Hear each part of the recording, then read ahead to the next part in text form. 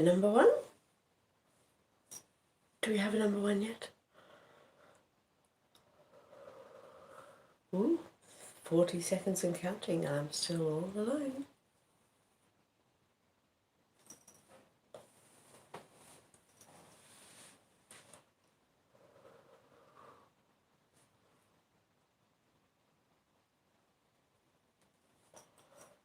G'day. Here they all come. I'm dreadfully sorry. I don't know how to pronounce anything written in Cyrillic, but well done, number one. G'day, Jamal Mia, Claudia Lima, Avibram Gundagu. G'day. Hi, Matthew. Always great to see you too, JC. G'day, Luis Carlos.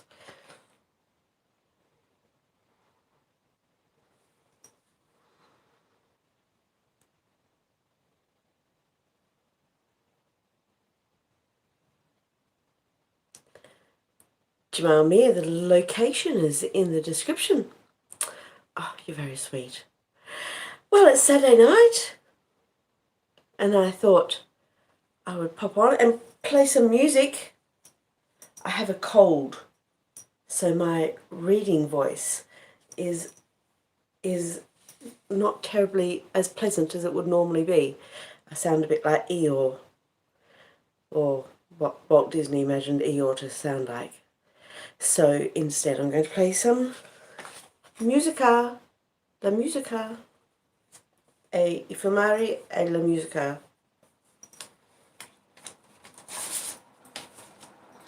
So this one is, oh thank you JC, you're lovely. G'day TJ Roberts, hello Razu Khan. This is Harry Nilsson and the Puppy Song. So I'm just going to play a couple of records on my tinny little record player, and then I'm going to pop off.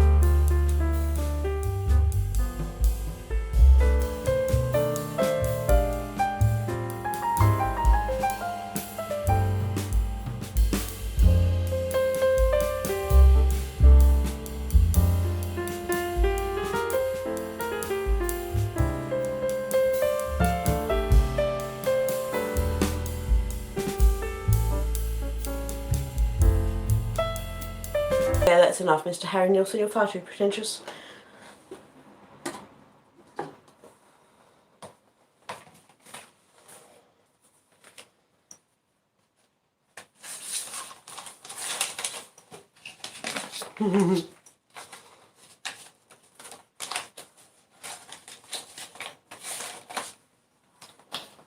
So how are we all? Where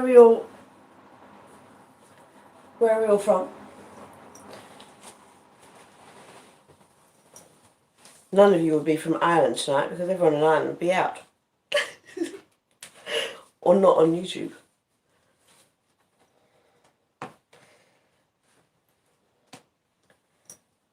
This is a Kirsty McCall. And this is the B-side.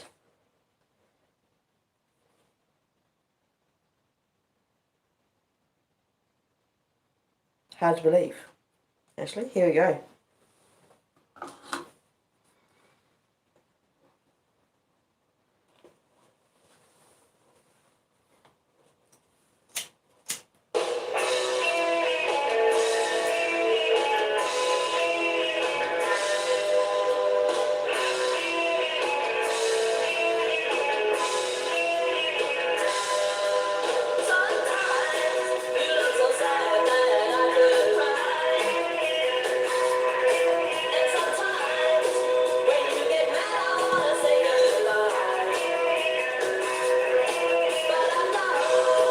Do you know how to dance in the 80s? We dance like that.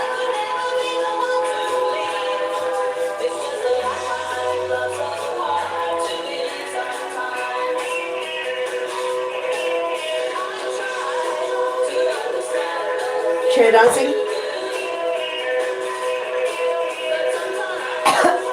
I'm one of those chair dancers at gigs where you're forced to sit down.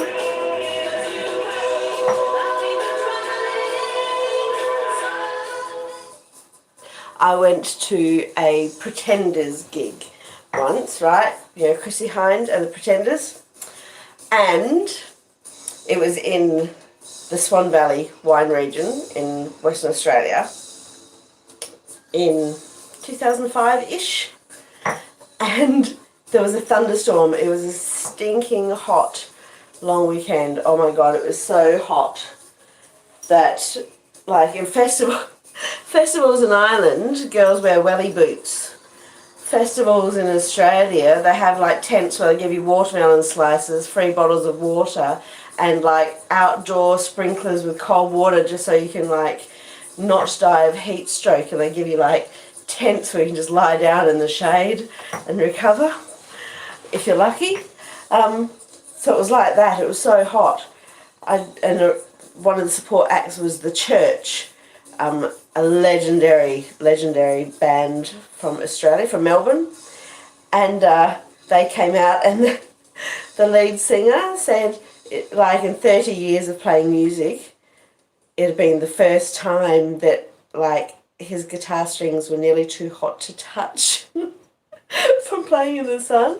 And Paul Kelly, that legendary Melbourne artist, Irish Australian, of course, great singer-songwriter, he came out in his little pale Melbourne legs with zinc on his nose and his little turned up brim of his little bucket hat, and goes, "Hail all you sun worshippers!" And we all yelled back at him while we were slowly dying of skin cancer and a walnut skin and whatever. But the Pretenders were the big act after that, and I had bought very posh seats. I bought the posh tickets where you sit down on a lawn chair and you bring the hamper and the Chardonnay. It was all terribly.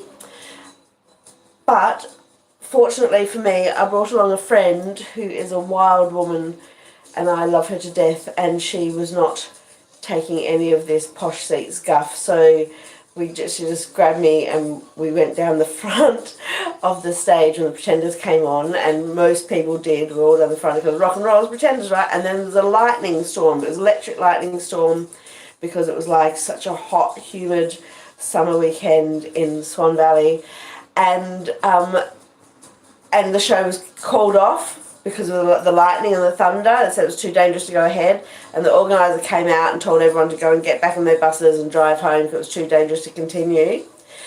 But the Pretenders wouldn't leave, and neither would we. So after the rain eventually stopped, they came back on stage, and there was probably about 50 to 100 people left for the end of the Pretender set. Chrissy just wanted to keep playing through the thunderstorm because she is the hardest core rock chick ever lived.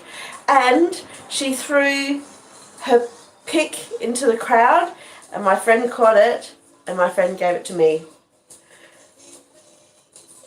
And it is one of my lucky things. It's still in Australia with a lot of my lucky charms and crystals and things where my daughters are, and I hope it continues to bring them luck. And do you know, I'd forgotten all about Chrissy's pick until I went back home to Western Australia in November, and I bumped into that same friend that I was with at the gig just randomly, and we told that story to our kids who are now nearly as old as we were when we went to the fucking gig. Jesus. So there you go. That's my Pretender story. I have Chrissy's pick. God bless rock and roll chicks forever and ever and ever. And R.I.P. Kirsten McCall, who, of course, most famously, perhaps, recorded a fairy tale in New York with Shane McGowan's Pogues, and that's one of those you know it's Christmas in Ireland when they start playing fairy tale in New York over the radio and in the department stores. This is like, I have some cheap placky specs. I still can't find my proper reading glasses, so I can read some of your chat. If you want to contribute anything, still 19 of you left.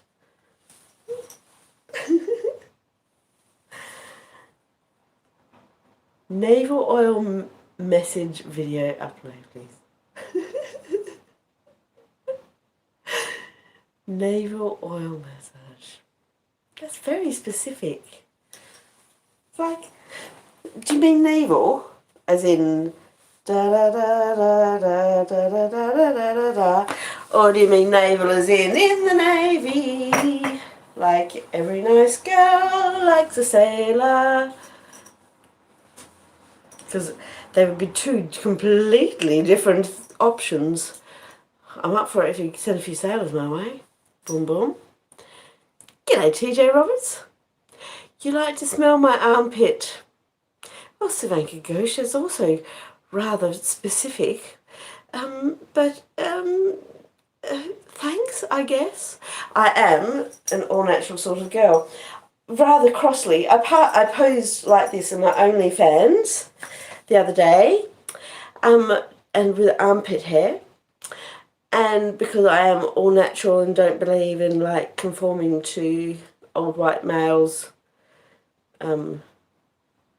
insist the old white males who insist we should look the way they want us to. I'm not up for it anymore, so I don't bother shaving my armpits particularly. And then one of the famous Hollywood actresses posed on the front cover of Vogue with her arms up or something. But you know, it was a trend. It must be like an oncoming trend, because I swear to God, someone had a picture of Sophia Loren the other day on Instagram, like in a restaurant, and in the 50s, and she was wearing a strapless dress, and she was reaching up or something, and she had hairy armpits also. I have a friend here in Ireland who, she was out with her brother and family and stuff at the pub, and there was a girl dancing happily in a summer dress, and she hadn't shaved her armpits. And the brother, who was like a grown man in his 30s,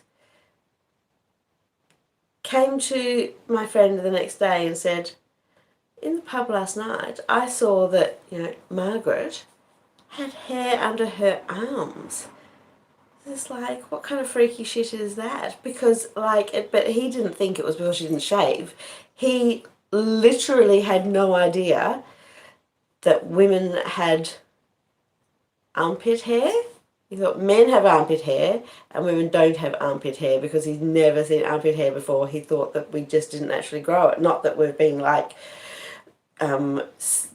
pressured by, beauty industry to spend billions and billions of dollars a year collectively on waxes and razors and creams and literally electric shock. I once had electrolysis on the old... A couple of times I did. I went back, and I was supposed to go back for the third time for the electrolysis on the old... And I suddenly thought, what the fuck? What happened to... I was a hairy-legged feminist in the 90s, and then suddenly I was there in my noughties in the sex industry, dancing and stuff, making myself hairless. And I suddenly thought, what the fuck is happening? Women are now literally giving themselves radiation burns on the genitalia. This is it's literally fucking female genital mutilation, isn't it, really? If you're burning yourself in order to be smooth as a fucking, babies. Well, exactly, that's the thing. Babies should be smooth down there. Adult women should not be. It's all a personal taste, but I just, you can't control what people think, but, women are women, and you don't want people confusing the two, I think, young girls and women. I am, of course, a woman of a certain age. So they say, what they say is never ask, oh, Savanka Ghosh, What a fabulous thing to say. If you look at one of my videos just recently, I was in a satin red nightdress, so go and seek it out, good boy. What was I saying? Oh yes, they say never ask a lady her age or her weight. Well, I am 52, and last time I weighed myself, which was about a year ago, I was like 83 kilos. So what else you got? Now you know the worst apparently there is to know about a woman. Isn't it bizarre that anyone would have ever put such a stake in such things? Like, we're not brood sows anymore, thankfully. We're no longer chattels. You know, we don't have to depend on men for our financial security, or just to make sure that we're not literally trying to scratch a living in the street with no social welfare system or anything. We are emancipated, and therefore, F your beauty standards. I of course have lipedema, which I talk about a lot on this channel. Lipedema is a fat disorder, not to be confused with obesity. It has some management techniques, but it has no cure. And I've had 3 massive liposuction operations to take 36 litres off me from my waist down and just get my mobility back, because I used to be bedridden and a big giant blob of pain. I was just basically a, well, not to put too fine a point on it, I was I was a dugong, really, a dugong, but I didn't have a tank, so I spent most of my time in the bathtub. So dugong is actually, you know, the Indigenous Australian term for, you know, they're like manta rays, they're dugongs, but they literally, they were mistaken for mermaids, or they're considered like mer spirits, I suppose. And and they're very beautiful in the wild, but I can tell you it's a miserable existence where you can find in a bathtub. I certainly related to Tillicum, I can tell you. I was so big in a bathtub once that, like, you know, it's like you could put water, if I sat in it and you put the tap on, like the water wouldn't get to the deep end unless I stood up. It was like a human dam of blancmange. However, and I lost years and years and years of being ashamed of my body. Now, I watched a very, very interesting video today. It was on the channel Confessions of an Entrepreneur, and it was an interview with Mel C from the Spice Girls. And it was really interesting to me because all of the 90s, I had lipedema, and it was escalating. It was getting worse and worse. I was getting bigger and bigger and bigger, partly because of like pregnancy, breastfeeding, but also taking contraceptive injection. But no one had heard of lipedema in the 90s, so I was just fat shamed to buggery. I was just called disgusting. I was told to exercise, I was told to diet. I did exercise and diet, but nothing worked, but no one would believe you. So it just got worse and worse and worse. And so, of course, during the 90s, I didn't pay much attention to the Spice Girls, these beautiful, skinny women who were just like a couple of years younger than myself, because they were leading this glamorous life, looking fabulous, and I wanted to just absolutely top myself with the hate that I felt towards my own body, because I was so big and losing my mobility and such pain. And turns out Mel C pretty much felt the same way about herself. So, you know, walk a mile in another person's shoes, she felt the same about herself, and obviously she didn't have a problem. She wasn't size fucking 24, she was only size like 6. And she was as sick as I was, even though she was having this marvellous, marvellous life. She now realises she didn't enjoy it.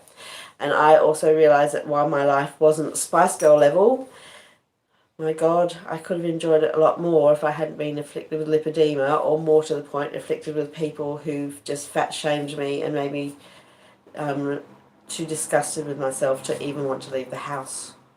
You know, death is preferable to being fat was the ethos of the 90s, really. And thank God for body positivity movement today.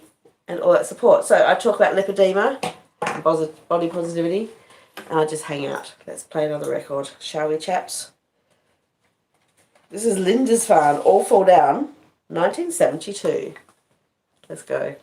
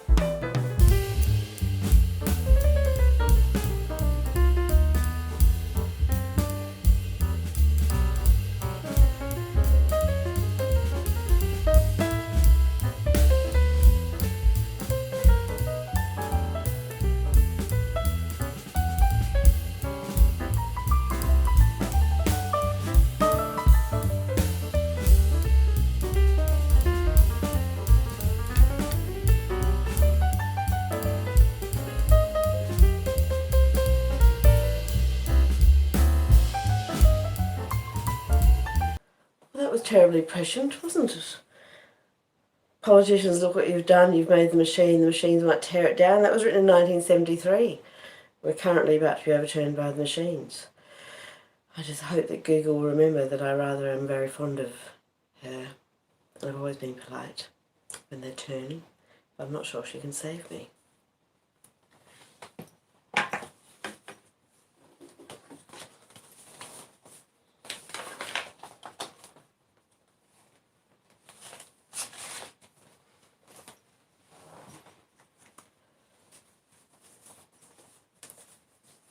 Let me see, what else we got? This end. Might have to put my glasses back on.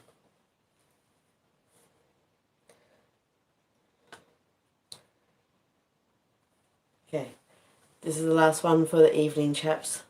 This is Love is Good, the Mindbenders. It's a B-side.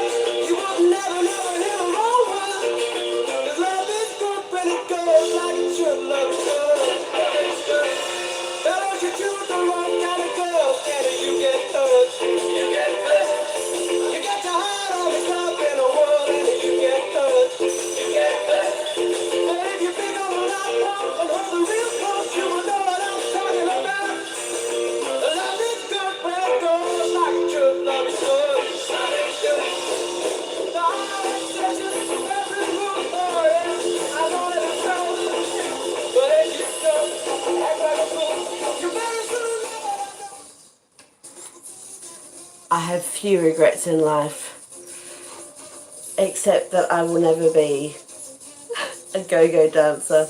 That's what I would have wanted to be, I think, a go-go dancer. That's probably the only thing that's killed me now. Oh, and scuba diving, I guess.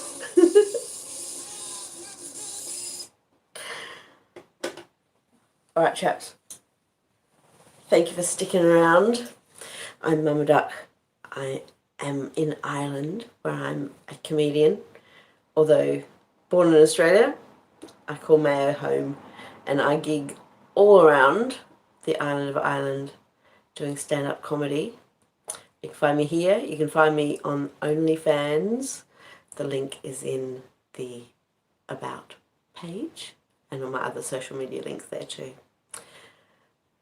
So,